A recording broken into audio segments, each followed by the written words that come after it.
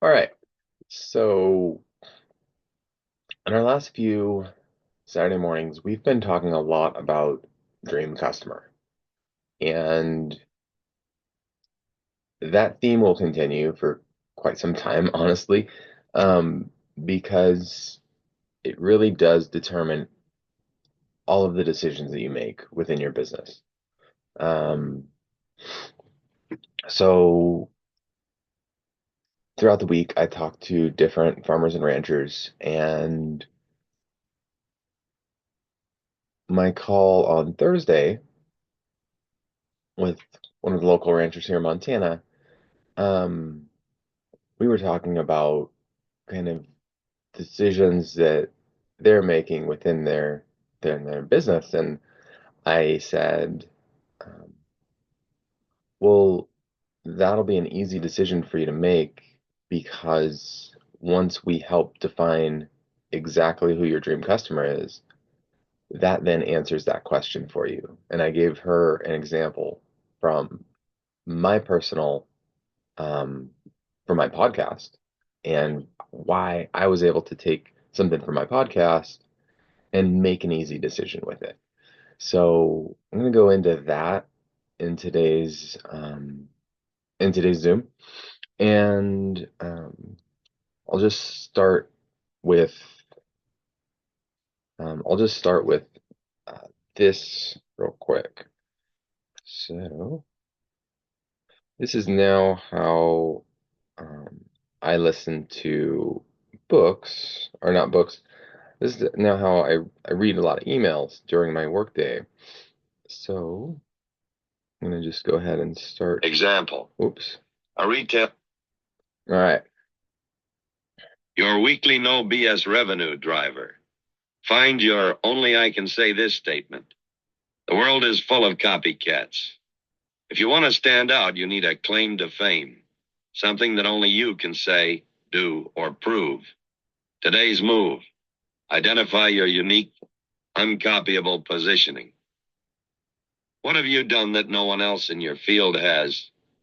What one thing makes you the only choice in your market?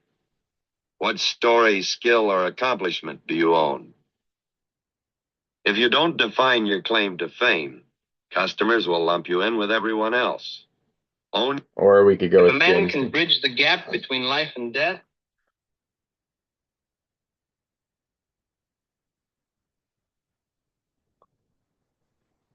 So, own your unique positioning and you eliminate competition.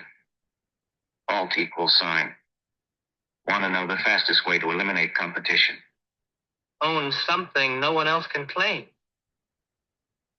So, I'm not a huge James Dean voice fan, but who doesn't love John Wayne, right? And so I can now take an email that comes to me and paste it into this app, and it will read it to me not only in an AI voice, but this company called 11 Labs, they've also licensed people that have died, they've licensed their voice.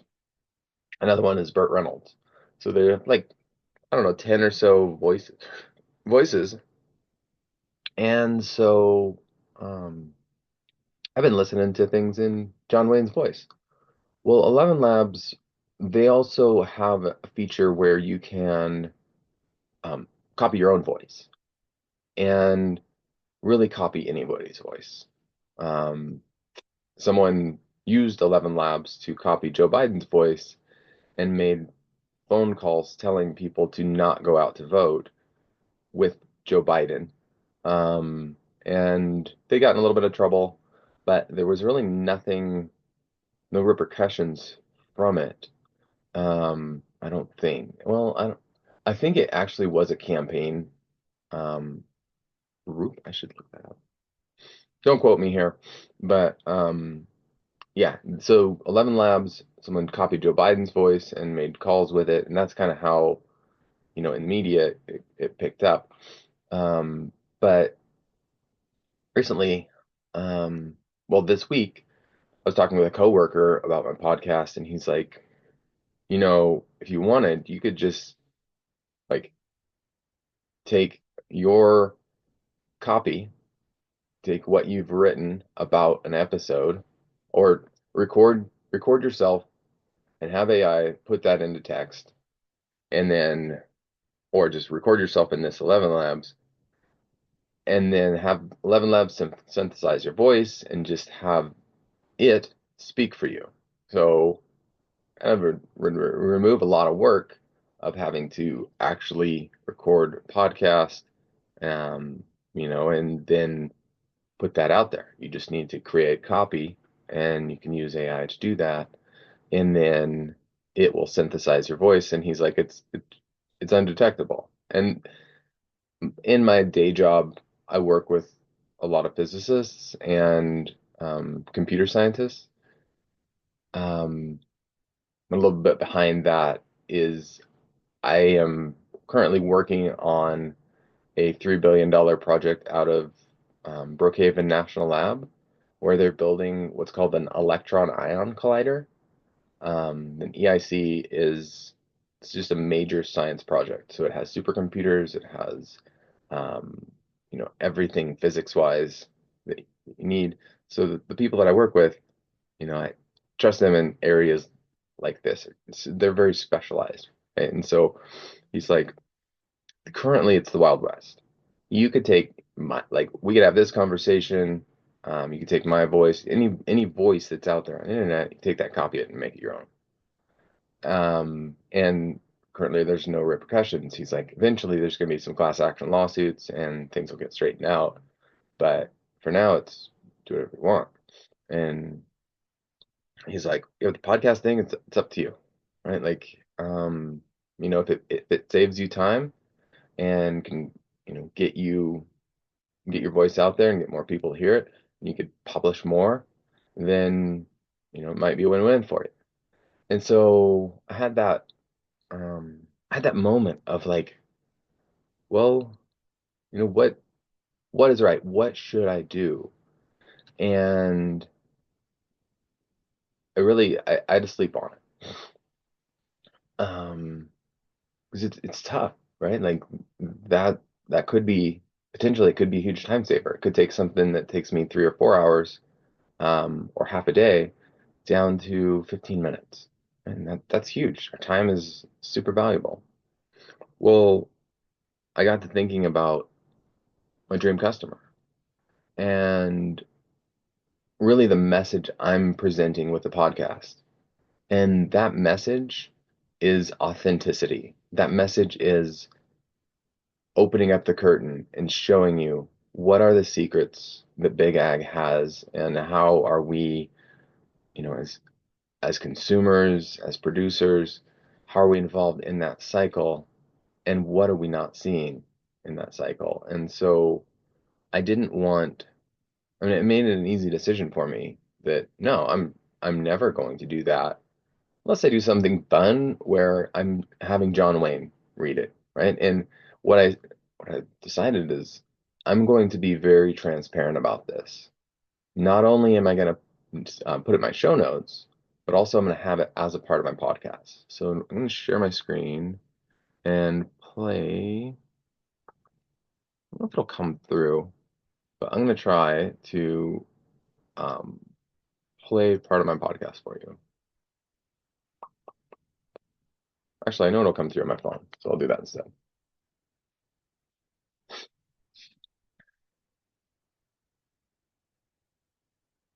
And finishing cattle on grain weren't new ideas. Hold on. America's current beef story can be summed up in the 5 words spoken by Secretary of Agriculture. So excited to take in the people of influence from every episode. Types of beef that you play while growing a business. I record a podcast. Okay. I also want to be completely transparent because of the short window of trying to produce these every week while still having a full-time job, 40 hours a week, and spending time with my family while growing a business. I use the help of Anthropic's AI. How I use Anthropic's AI is like an assistant to help me with research, to help me change and edit and update copy. But my voice will always be recorded naturally. I won't use an AI generated voice that mimics my own in this podcast ever. This is me talking and me editing, and I spend hours on each episode. So I'll always do my best to share any references in the show notes, and please do your own research as well. In today's episode, Okay, we'll take a journey. so I've done that, and then in my show notes, I have another statement. It says disclaimer. I use Anthropic's AI assistant Claude to help with my research, organization, and editing of this podcast content. However, this podcast will always feature my authentic voice and perspective. I will never use an AI-generated voice technology to replace my own narration. The stories, opinions, and experiences shared are genuinely mine, with AI serving only as an editorial tool to help deliver the best content possible to you. Um, the first statement was me reading without any help from AI. The statement that I put in my show notes was help from Claude. And that statement will live in my show notes forever for that show. And a big part of that was that conversation I had with my coworker of what's possible. Because all it takes in 11 Labs is for you to check a box. So you have to check a box that says, I am this person. But you just need a you don't need a lot of voice, YouTube video, TikTok, whatever. You don't need a lot of someone's voice to clone that voice. And he said it's indistinguishable. They don't currently have a way to really check it. Like there's AI out there that's looking to see if it's authentic or not, but it mimics a voice very naturally. Like you could hear John Wayne, right? Like it it will say the words correctly, even like as I take an email copy and I paste that in and I listen to it, it's like, wow, that's really good. Um, and so it with that, he's like, you know, there you have to be careful. And um, I was reminded of a podcast episode I listened to from a show called Business Wars about the company De Beers. So De Beers was they may still be, but they're monopoly in the diamond industry. And, they would do things that are monopolistic. Like they had a lot of the supply for diamonds, but if a new supplier for diamonds showed up and started selling diamonds, De Beers would basically drop the price down to so cheap. Like they could sell free diamonds for 5 years or $1 diamonds for 5 years, and that other company would go out of business. And so they would do different squeezes like that on them. And one of the things that really hit them hard was lab grown diamonds. And so they were able to get lobbyists in to make laws that said any lab grown diamond, because lab grown diamonds are indistinguishable from a real authentic diamond. Now, not cubic zirconium, but the actual like lab grown diamonds. And so they now have a little thing, I don't know what to really call it, an identifier that's embedded in any lab grown diamond. So as a consumer, it has this basically to the human eye indistinguishable, but to a gemologist, they can look at it like, oh yeah, this is lab grown.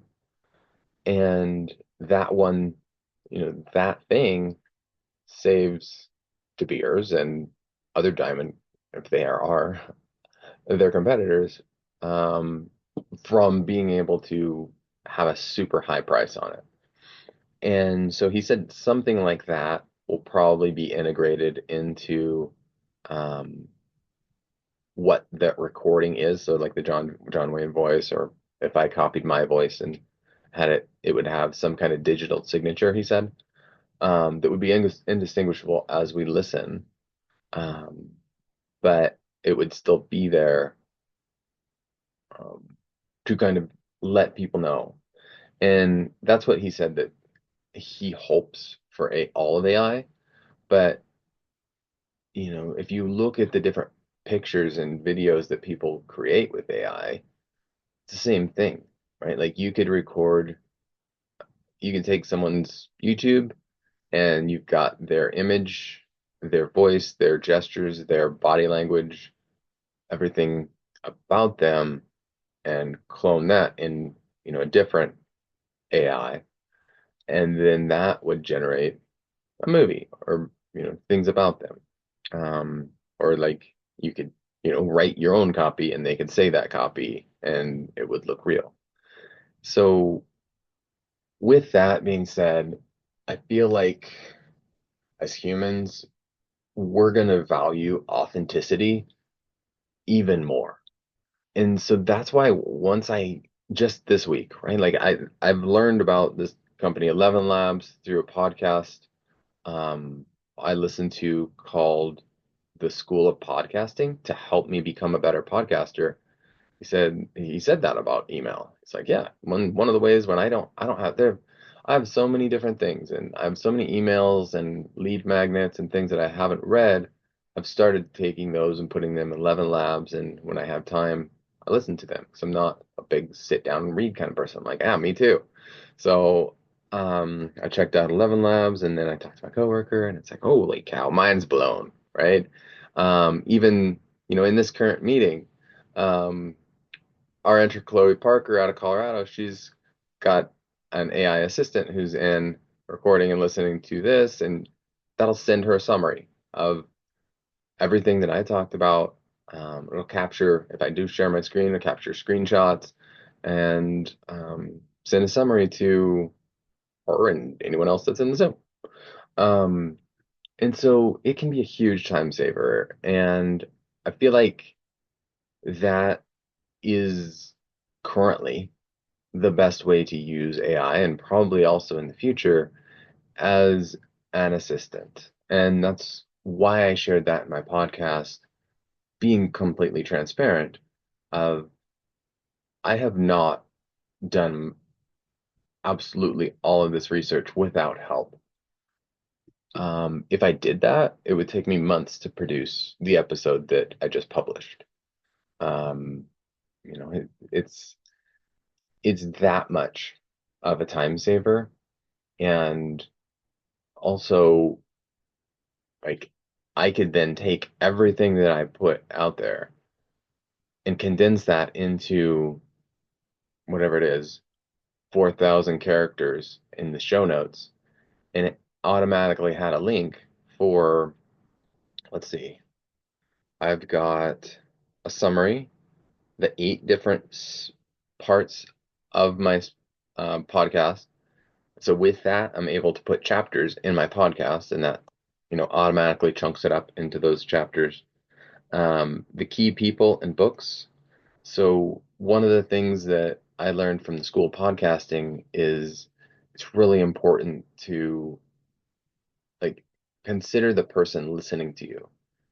They won't have time to write down the name of a book or even remember the name of that book or person, but they will go back and look in the show notes and find a link for it.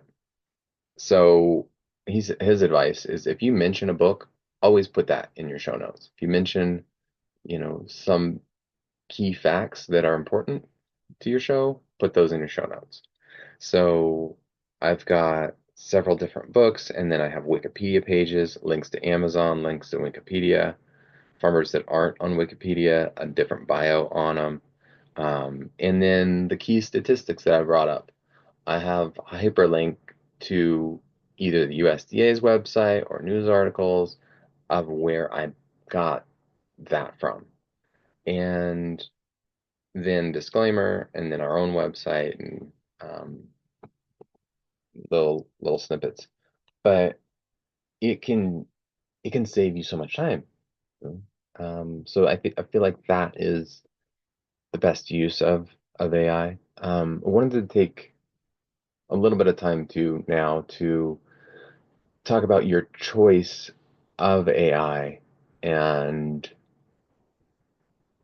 I'm gonna say this a little carefully, but um, your choice in AI, because as Americans, we tend to do two things.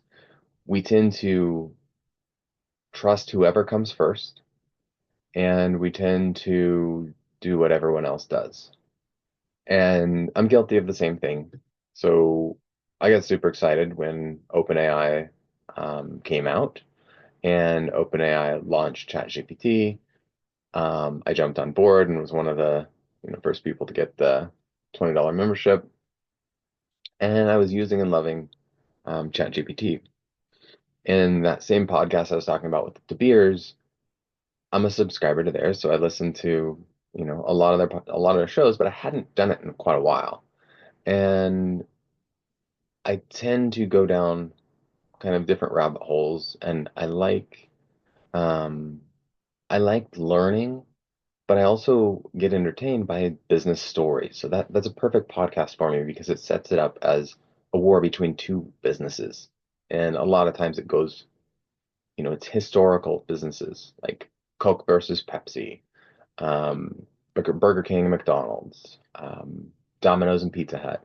Like it's things like that where it's the two titans of industry and they're going at it. So when I was looking for some entertainment, went through and I was like, oh, cool, there's one on OpenAI.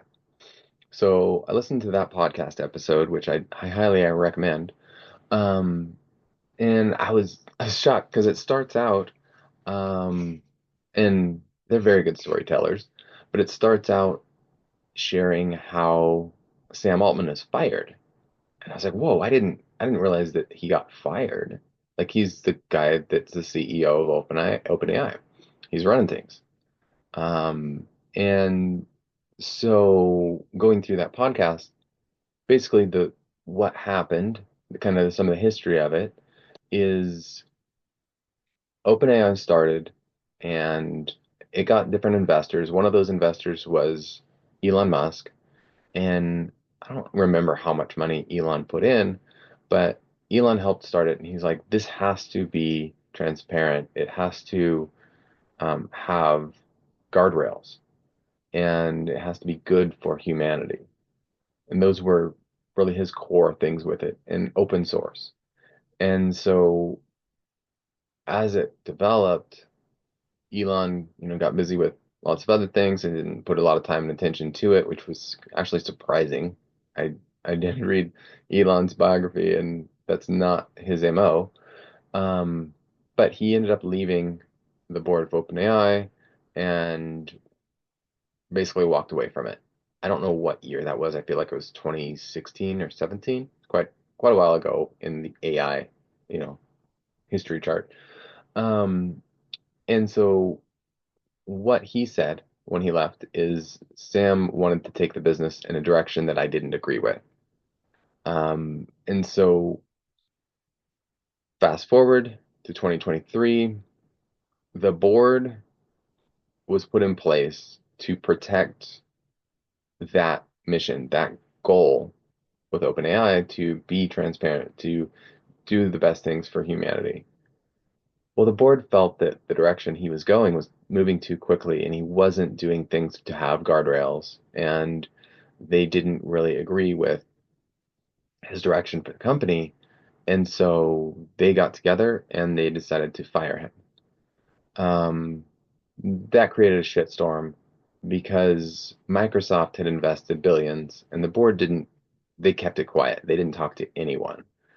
And so almost immediately after Sam got the call, Microsoft CEO worked out a scenario where he's going to now fire the board and bring back Sam Altman. And this happened in, I think, 48 hours, something like that. Super fast. Well, that's what happened. So the board fired him because they didn't feel that he was taking the company in the right direction, even though knowing firing him could destroy the company, could go to zero. Like, we have to protect humanity.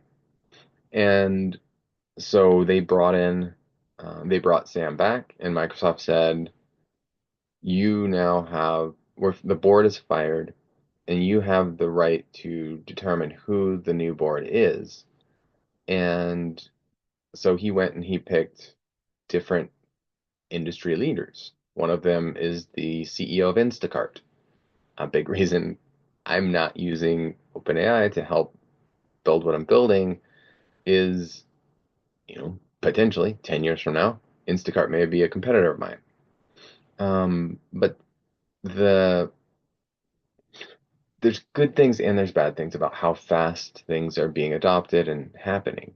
One of the bad things is we're the beta testers, right? Like this generation, whatever we do wrong, it's going to be like, you know, used to help improve it in the future. But there's nothing to protect us from doing that wrong thing. Like I was talking about earlier, of somebody else taking a voice, recording it, and doing their own podcast. Somebody else taking a video, recording it, and then having that person as video, right? Like, don't be surprised when you're hearing your own voice on robocalls, right? Or your friends are calling you and be like, "Hey, did you call me?" Like, no, that's somebody duplicated my voice and blah blah blah. Um, so um, so that's why with OpenAI, I was like, okay, I gotta step away. I can't keep using ChatGPT. And I actually went into ChatGPT at that time. It's like, do you consider yourself safe? And it said mostly.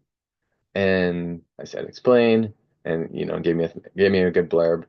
And then I said, okay, who are the companies out there that um, are safe, or who's the safest AI out there?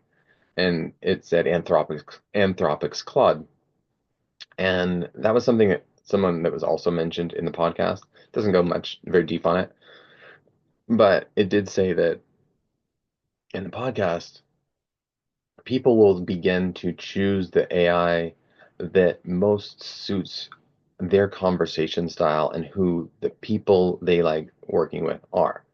The one big difference I noticed, and just full disclosure on Anthropic, they got funding from Google, right? And so are you using a Microsoft tool or are you using a Google tool? um, but they're still within their core values. They're still going in that direction of guardrails and safe. So here's an example of a difference. I asked ChatGPT, who's the richest person in the world? And it would say Elon Musk. And I'm like, are you sure? I feel like it's Vladimir Putin.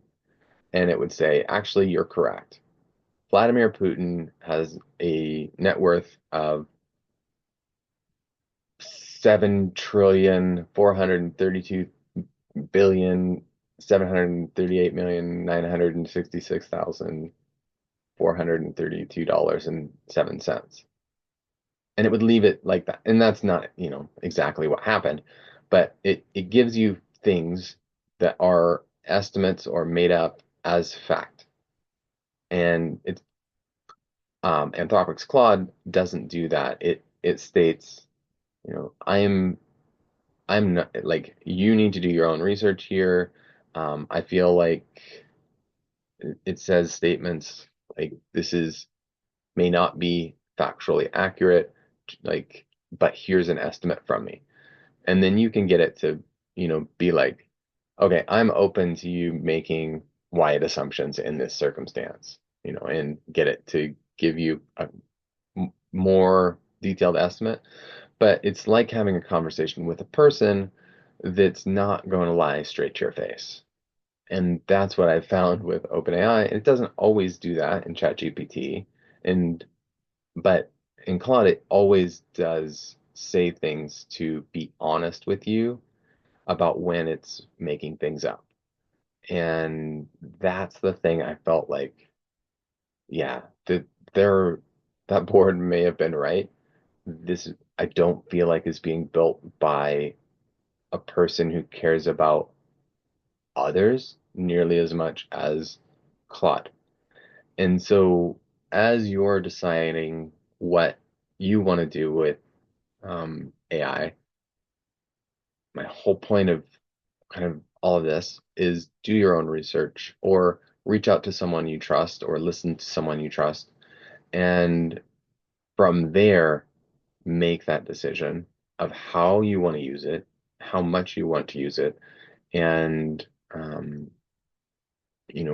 which one that you want to use. Another thing I wanted to say with it is um, it's it shouldn't replace you because when it does to your audience, it can become easy to spot. Like if you look through AI images right now, you can you start to notice, right? Like it looks a little too sharp. Like things look, a little bit too realistic. Like somebody's trying too hard to make an image look pretty. And then same for, you know, things that are written. One big red flag with um, AI, and both ChatGPT and Claude do it. Claude does it less, but when it writes something out, it puts in a double dash, right? And so if you see things, if you see an email or see copy that has that double dash, it's like people don't write that way. People don't use that double dash very often, and it tends to overuse emojis and things like that. But how I like to use it, um, and I go more into this for our members, but it's something that helps you as an assistant to really detail out what you want to say and what you're trying to do. And it's more of a, a helper than a doer for you. But that's what I've got for today. I hope that that's helpful. I'd love to hear more about how you're using AI. And yeah, that being said, we may go more into Dream Customer um, next week, but it's part of this is it's the way that you can make quick decisions about a lot of things that you're doing. Um, you know, you can always go back to that dream customer. What would they want in this situation? And put yourself in their shoes and then make that decision. And that will usually guide you the right way. Thanks, everybody. Have a great day.